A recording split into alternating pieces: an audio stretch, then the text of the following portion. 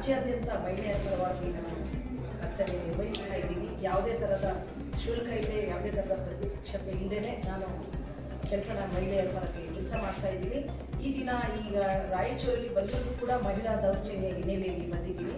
ರಾಜ್ಯಾದ್ಯಂತ ಇಮೇಲ್ ಮುಖಾಂತರ ಮಹಿಳೆಯರ ಕೇಸಸ್ಸನ್ನು ದೂರನ್ನು ದಾಖಲಿಸ್ಕೊಳ್ತಾ ಇರ್ತೀನಿ. ಇಲ್ಲಿ ತನಕ ನಾನು 33 ಕೇಸನ್ನು ನಾನು ಮಾಡಿದ್ದೀನಿ. ಕೋರ್ಟ್ ಮೆಟ್ಲತ್ತಿಸ್ದೆ, ಠಾಣೆ ಮೆಟ್ಲತ್ತಿಸ್ತೇನೆ. ಇಲ್ಲಿ ತನಕ 33 ಕೇಸನ್ನು ಮಾಡಿದ್ರಿಂದ ಕೆಲವೊಂದು ಜಿಲ್ಲಾ ನ್ಯಾಯಾಧೀಶರು, ವರಿಷ್ಠಾಧಿಕಾರಿಗಳು ಸನ್ಮಾನ ಮಾಡಿ ಅಭಿನಂದನಾ ಪತ್ರವನ್ನು ಕೊಟ್ಟಿದ್ದಾರೆ. ಯಾವುದೇ ಒಂದು ನೊಂದ ಮಹಿಳೆ ನನ್ನ ಕರೆ ಮಾಡ್ಬೋದು 9986560974.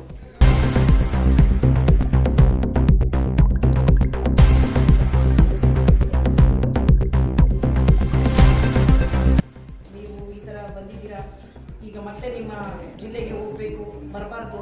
ಇನ್ನೊಂದು ಮಹಿಳೆಗೆ ಎಲ್ಲಿ ನ್ಯಾಯವನ್ನು ನಾವು ಕೊಟ್ಟಿರ್ತೀವಿ, ಆಪೋಸಿಟ್ ಅವ್ರು ಏನು ಮಾಡ್ತಾರೆ, ನೀವು ನಿಮ್ಮ ಊರಿಗೆ ಹೋಗಬೇಕು, ಆಸಿಡ್ ಹಾಕ್ತೀವಿ, ಕೊಲೆ ಬೆದರಿಕೆಗಳು, ಈ ಥರ ಎಲ್ಲ ಬಂದಿದ್ದಾವೆ ನನಗೆ.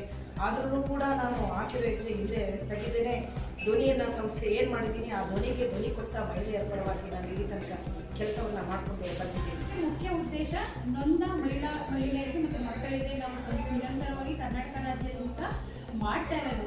ಈ ಉದ್ದೇಶ ಏನಪ್ಪ ಅಂದರೆ ಕೋರ್ಟ್ ಮೆಟ್ಲತ್ತಿಸ್ತೇನೆ, ಅವರ ಸಮಯ ವ್ಯರ್ಥ ಮಾಡಿಸ್ತೇನೆ. ಎಷ್ಟೋ ಜನಕ್ಕೆ ಈಗ ಎಲ್ಲೋಗ್ಬೇಕು, ಏನು ಮಾಡಬೇಕು ಅಂತ ದಿಕ್ಕಂತ ಪರಿಸ್ಥಿತಿ ಇರುತ್ತೆ.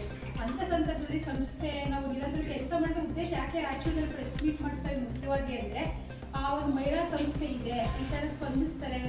ಅವ್ರಿಗೆ ಯಾವುದೇ ಥರ ಸಂಸ್ಥೆಯಿಂದ ಯಾವುದೇ ಶುಲ್ಕ ಕಟ್ಟುವಂಗಿಲ್ಲ.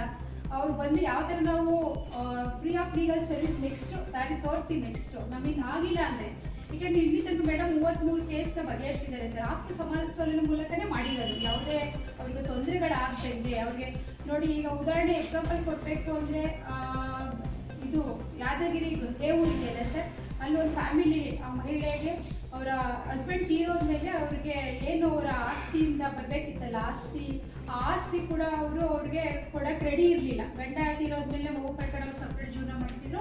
ಅಂಥ ಕೇಸಸ್ ಬಂದಾಗ ನನಗೆ ಏನಾದರೂ ಮಗು ಸಾಕೋಕ್ಕೆ ನನ್ನ ಮುಂದಿನ ಜೀವನ ಏನು ಅಂತ ಪ್ರಶ್ನೆ ಬಂದಾಗ, ಮೇಡಮ್ ದೂರ ಬಂದಾಗ ಅಲ್ಲಿ ಹೋಗಿ ಆ ಕುಟುಂಬಸ್ಥರ ಕೂರಿಸಿ ಅವ್ರಿಗೆ ಸಮಾಜದಲ್ಲಿ ಒಂದು 6.5 ಲಕ್ಷ ಹಣನ ಅವರಿಂದ ಸಂದಾಯ ಮಾಡಿಸಿದ್ರು. 3 ತಿಂಗಳಲ್ಲಿ ಅದು ಬಗೆಹರಿತು.